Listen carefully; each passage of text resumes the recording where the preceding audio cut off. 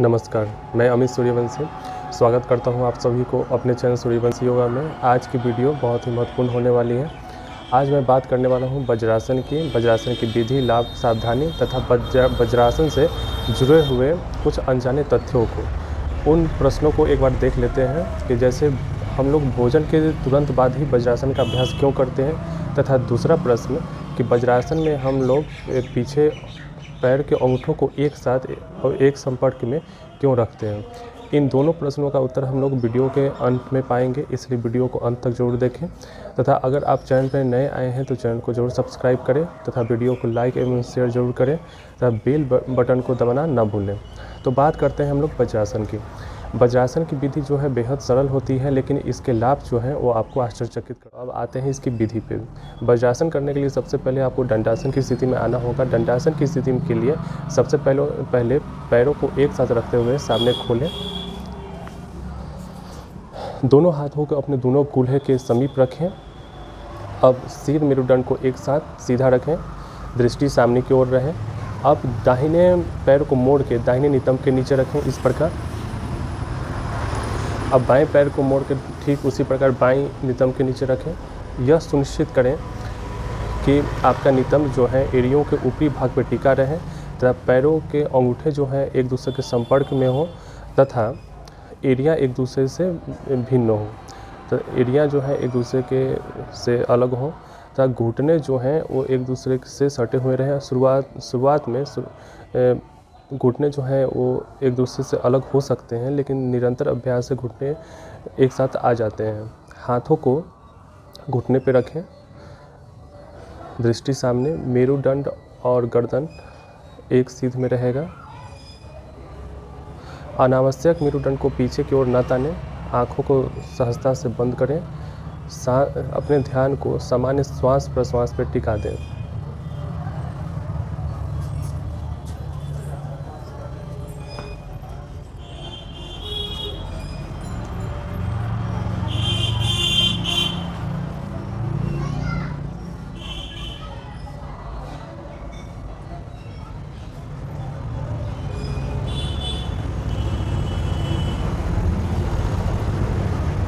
वज्रासन की अवधि की तो आप इसका अभ्यास 10 सेकंड से शुरू कर सकते हैं तथा जैसे जैसे अभ्यास में निपुण होते जाए समय अवधि को बढ़ा दें। उसके बाद इसका अभ्यास आप भोजन के तुरंत बाद 5 से 15 मिनट के लिए कर सकते हैं तथा ध्यान के आसन के रूप में इसका अभ्यास आप जितने देर सुगमता से चाहे उतना देर कर सकते हैं। में अभ्यास कर रहे हैं उनके टखनों में दर्द की अनुभूति हो सकती है, तो उसके लिए आप क्या करें कि पुनः दंडासन की स्थिति में आएँ। दंडासन की स्थिति में आने के बाद पैरों को ऊपर नीचे इस प्रकार हिलाएं। इस प्रकार आपका दर्द चला जाएगा। फिर पुनः आप इसका अभ्यास कर सकते हैं। अब इससे जुड़े सावधानी के बारे में बात करते हैं।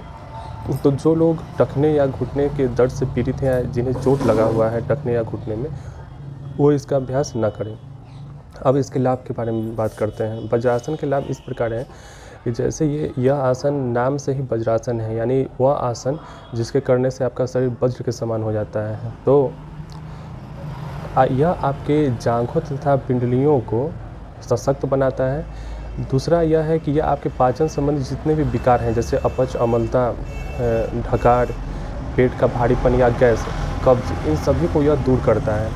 तीसरा यह है कि यह हमारे वज्र नाड़ी जो सुषुम्ना नाड़ी में स्थित होती है उसको प्रभावित करता है। वज्र नाड़ी जो है उसका कार्य हमारे प्रजनन प्रणाली तथा उस उत्सर्जन प्रणाली में पर्याप्त मात्रा में ऊर्जा प्रवाह को पहुंचाना होता है, जिससे वो सुगमता से वह कार्य कर सकता है।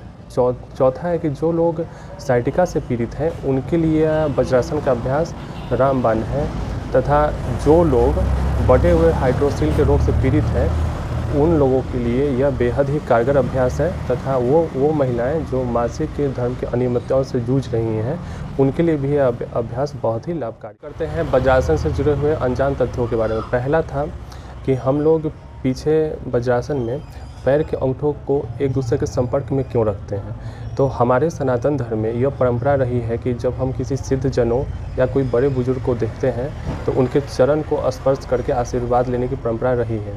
क्योंकि हमारे शरीर के छोरों यानी हथेलियों, उंगलियों तथा पैर की उंगलियों से प्राण का प्रवाह होता है।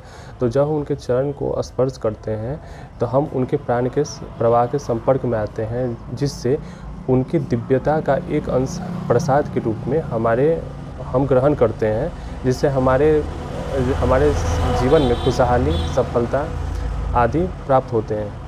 तो आप देखे होंगे कि बहुत से सिद्ध जन जो हैं वो आपको पैर छूने की अनुमति नहीं देते हैं, क्योंकि वो नहीं चाहते हैं कि कोई भी उनके प्राण प्रवाह के संपर्क में आए। वह किसी योग्य व्यक्ति को ही चरण स्पर्श करने की अनुमति देते हैं। तो जब हम वज्रासन में पैर के अंगूठों को एक दूसरे के संपर्क में लाते हैं तो प्राण का प्रवाह एक अंगूठे से होकर दूसरे अंगूठे में जाता है, जिससे प्राण का एक पूरा परिपथ बन जाता है। और इस पूरे परिपथ बन जाने के कारण हमारे तलवे क्षेत्र में प्राण का प्रवाह जो है वो प्रचुर मात्रा में हो जाता है। और जब तलवे क्षेत्र में प्राण का प्रवाह प्रचुर मात्रा में हो जाता है तब वह हमारे मूलाधार क्षेत्र को प्रभावित करने लगता है और हमारे मूलाधार चक्र को जागृत करने लगता है। अब दूसरे प्रश्न पे आते हैं कि भोजन के तुरंत बाद ही हम लोग वज्रासन का अभ्यास क्यों करते हैं। तो मूलाधार चक्र जो है वो हमारे पंच प्राणों में अपान वायु को प्रभावित करता है और पंच कोशों में अन्नमय कोश को प्रभावित करता है। अब अपान वायु जो है वो हमारे निष्कासन का कार्य देखती है। हमारे शरीर में जो भी निष्कासन की प्रक्रिया होती है वो अपान वायु के द्वारा ही संपादित की जाती है, तथा अन्नमय कोश जो है वो हमारा यह शरीर जो स्थूल शरीर है वो अन्नमय कोश कहलाता है, यानी जो अन्न और जल के मेल से बना हुआ है। तो अपान वायु सशक्त हो जाने के कारण आंतों की जो प्रक्रिया है, आंतों की जो क्रिया है वो सुगमता से होती है। तो जैसा कि हम जानते हैं कि हमारे शरीर में 2 आंत हैं, एक बड़ी आंत एक छोटी आंत है। तो छोटी आंत जो है वो भोजन को पूर्णतः पचाने का कार्य करती है, तथा जो बड़ी आंत है वो निष्कासन का कार्य करती है। तो इस प्रकार से पाचन और निष्कासन यह दोनों क्रिया सशक्त हो जाती है। यही कारण है कि हमको भोजन के बाद वज्रासन बैठने की सलाह दी जाती है। आज की वीडियो यहीं समाप्त होती है। आशा करता हूँ कि यह वीडियो आपके लिए लाभकारी सिद्ध होगा। इसी तरह योग से जुड़े हुए अन्य जानकारी प्राप्त करने के लिए सूर्यवंशी योगा से ज़रूर जुड़ें। चैनल को अधिक से अधिक सब्सक्राइब करें तथा वीडियो को अधिक से अधिक संख्या में शेयर और लाइक ज़रूर करें, तथा अपने सुझाव या प्रश्न कमेंट बॉक्स के जरिए ज़रूर बताएं। जल्द ही मिलते हैं अगली वीडियो में। नमस्कार।